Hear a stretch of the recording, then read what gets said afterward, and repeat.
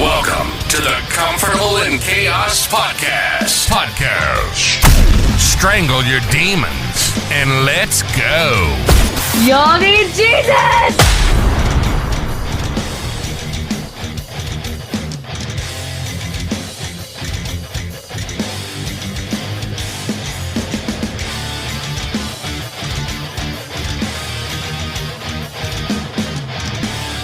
Take a load off, Fanny. Take a load for free. Take a load off, Fanny. And welcome to the Comfortable in Chaos Podcast. I am your host, Eric Hellberg. And you know, we're like Einstein over here. We have no special talents. We're just passionately curious about all things pertaining to men. How in the hell did we get here? And where is it that we want to go? We're just living a month and a day, men, and they are going by quick. So let's be useful and let's be productive.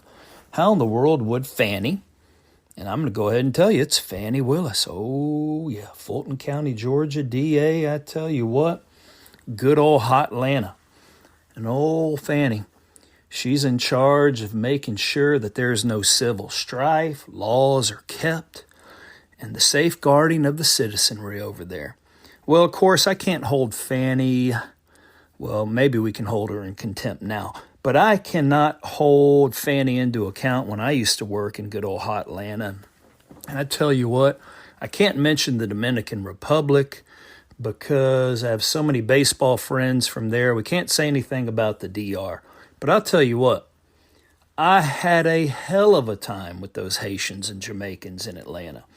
And this episode isn't about that, but if I told you about one of my getaways in Forest Park in good old hot Atlanta, where I hit this concrete abutment, kind of like separating lanes, and blew out a tire, and then these mothers had the drop on me, that was one for the ages. It is the wild and woolly West, even though it's the Southeast. It's wild, man. But back to Fanny. She's wild, too. And I would say, yeah, old Fanny has no impact over us men. Although she would like that. Oh, baby, she would like that. And for some reason, it has not occurred with her husband because everything that she espoused from her contemporary, the former DA who had been in there for essentially 25 years, she said he was corrupt, he was adulterous. But my God, looks like Fanny's engaged in much of the same thing. Oh yeah, extramarital affairs. Yeah, despite espousing piety, a holier than thou. And in fact, if you've ever seen or heard Fanny, she's always indignant. I tell you, Fanny's one of those people that, have you ever met them like this? These people that can do no wrong. And they're constantly throwing crap out there. We call that projection, right? We throw it out there to cover the fact that this is what, in fact, we ourselves engage in. And I bet Fanny's a master at it. Well, she threw it out there about the people before her, said she would lead in a different way, but it looks like she did the exact same. Oh yeah, adulterous. And now, improper documentation on federal grant funds and or their improper use. I'm sure there will be more to the story. Maybe Fanny's assertions regarding President Trump are unequivocally untrue. Maybe something did happen down there in Georgia, right? Remember those two tightly contested Senate seats? That was really, really interesting. But okay, so Fanny has fallen into malfeasance. You know, we like using letter patterns on here, so there's a few F's, foxtrot for you. But she's not going to go down without a fight. But I think she may have just given President Trump the state of Georgia. Oh, yeah. Kind of like that old Shenandoah song, right? She took the moon over Georgia. Well, Fanny, you've just illuminated your own fallacies, and I believe you have given our next president of the United States a great gift. But here's a good question to ask. And here's what it is. Are African American and or black policymakers, now I don't know who actually was pulling Fanny strings, but I guarantee you she had a group behind her. But are black policymakers just like Fanny? Or let's expand this scope a little bit. Are black leaders, people of prestige, power, and or prominence in the black community committing more malfeasance now? Or unlike Fanny, because Fanny's a demigod of her own right. And her job is there solely to, despite the fact that Hunter Biden could probably move 2 kilos of coke in and out of the White House, her job is to take every young black male within greater Hotlanta, and if he finds a little bump on them, boy, we're going to throw the book at him because we're protecting our citizenry, right? Okay. Well, that runs all the way to the top. That goes to old Uncle Joe. And we know crusty old Uncle Joe is white. And he's at the tip of the spear on Democratic leadership in this country. That's interesting. I believe his DOJ, his Department of Justice, is probably primarily white. We really know that Department of Justice are Barack Hussein Obama's holdovers. And of course, we don't have Eric Holder there anymore, good old militant Eric Holder at the DOJ. He's already come and went. But when we look at going upwards on the chain of politics and who influences a great deal of these things, and we trickle back on down from the federal level, who has those decision makers' ears? Okay, let's say the pharmaceutical industry, right? Are those leading African Americans at the top of that food chain? All right, let's go to the defense industry. Are those prominent black Americans at the top of those echelons? I mean, other than Lloyd Austin, before he was given this cush job, he just went AWOL. Of course, he's now come back. But previous to doing so, he sat on Raytheon's board. So is that industry, or even Mr. Austin, looking after the betterment of African Americans? Let's go to the business financial industry, i.e. Wall Street, the banking industry. Are they looking after the problems and or concerns of the black community? But yet these 3 industries comprise probably the biggest mallet to hit over the head of our federal decision makers, whereby they influence others, help to put people in power, and discern and control policy for all of America, not just black America. Now, someone like Fanny, she's not an anomaly. I mean, she's easy peasy, man. You give Fanny a position of power and prestige, and she will lick the boots, let's say boots, of anyone above her. I think she has shown that. And she will, you know what, crap on everyone underneath her. She has no regard for the citizenry that she espouses to serve.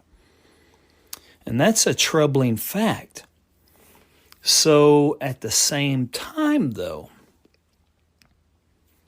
what if you decide to have your own thought process and or your own mind? You see that the black community is not being well served.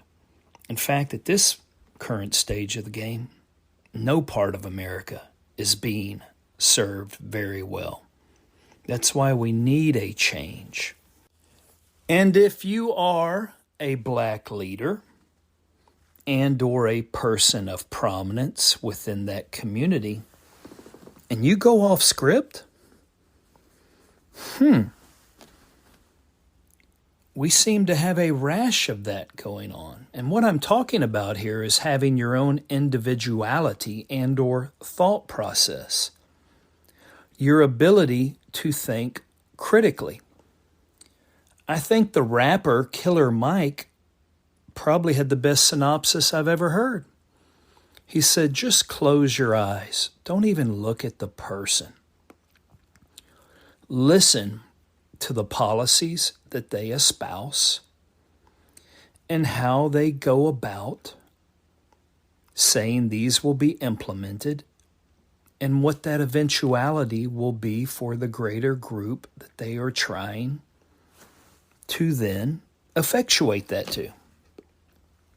Okay, that's pretty sagacious advice, Killer Mike. So what just happened to you? Killer Mike goes on the Bill Maher show, and he is told basically over and over, you're not going to support President Biden by Bill Maher? And Maher is flabbergasted. But Killer Mike didn't do it. Then you know what happens to Killer Mike? After winning 3 Grammys? 3 Grammy Awards. He's arrested on stage, right?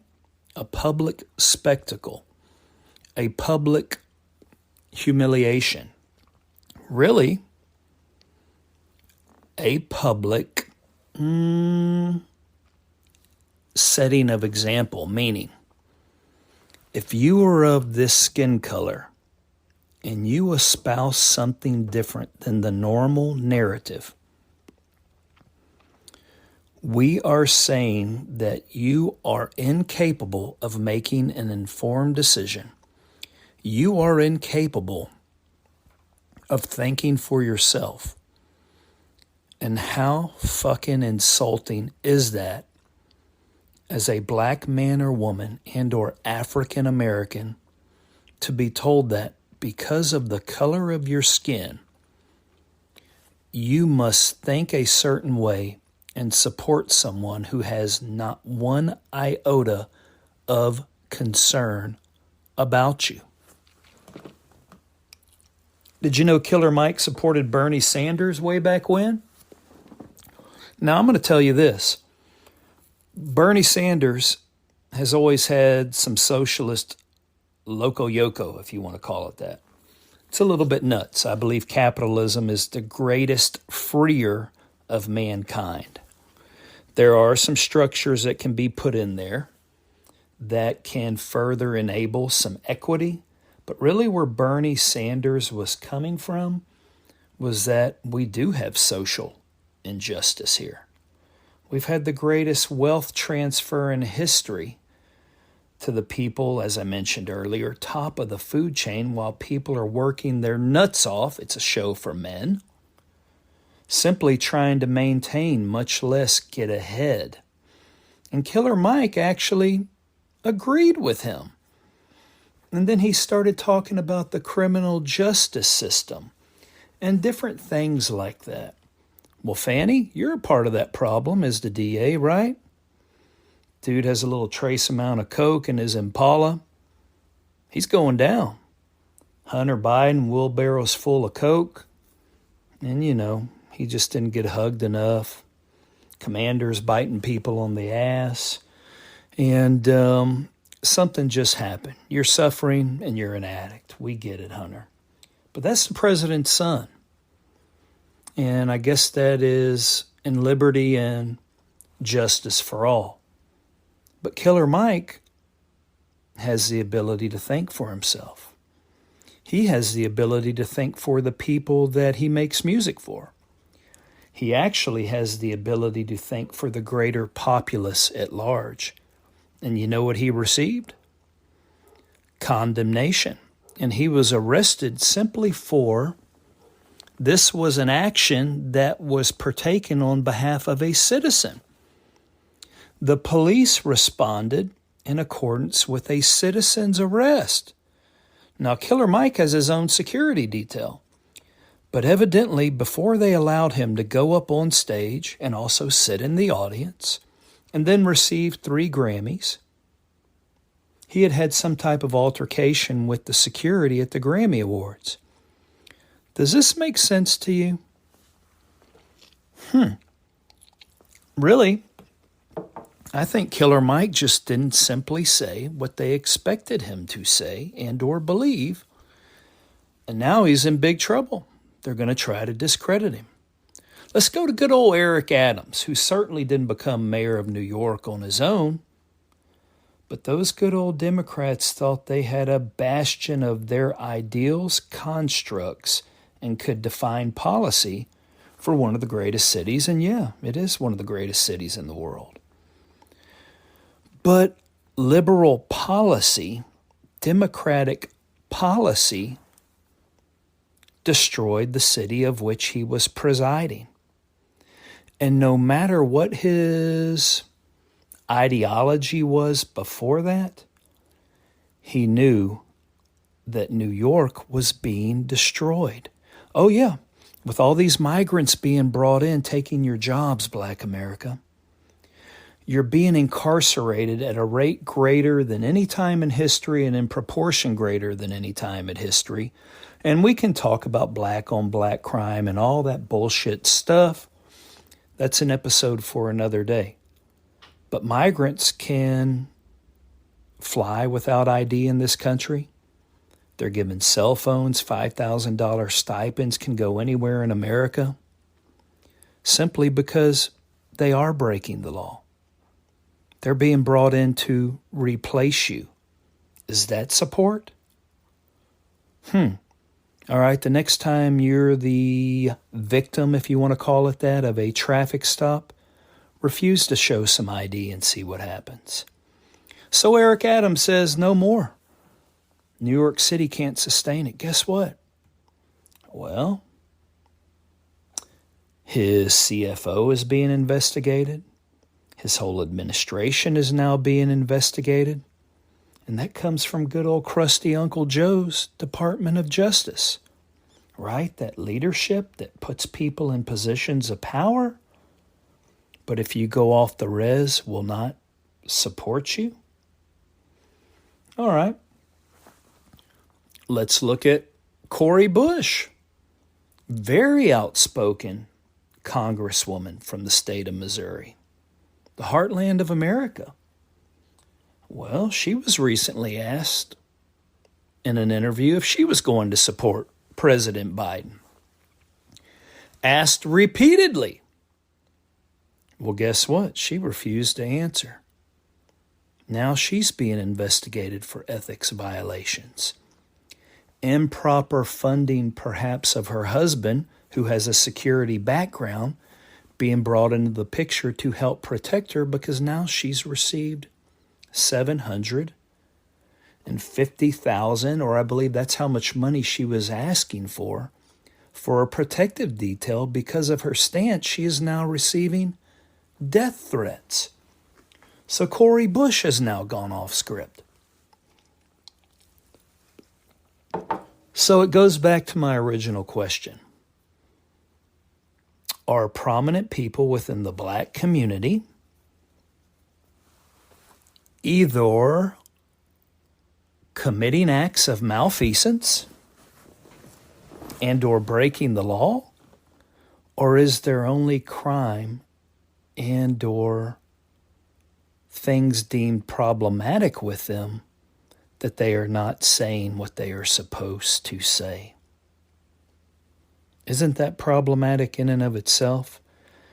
Now, keep in mind, I've been loosely tied to the political process, and I have seen areas whereby when an African American drives up to a polling space, before they ever even get out of their car, they have a ballot stuffed into their window immediately besieged, perhaps even by the candidate and or one of their representatives, with a pre-filled out ballot showing them how to vote. I guess a brain, I guess a conscience, I guess your own individual functioning doesn't count anymore.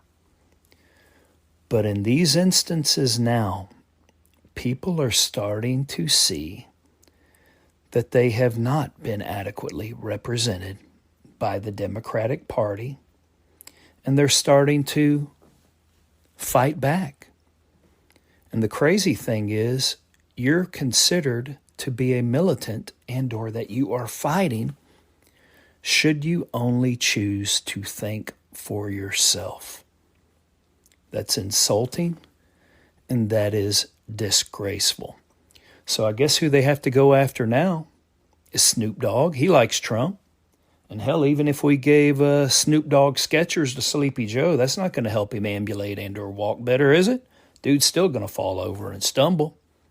We got 50 Cent on there, a whole slew of other rappers. Steve Harvey saying we're going to make America great again. Louis Farrakhan said that Trump was sent by the good Lord above. You're not going to say anything to Minister Farrakhan, are you?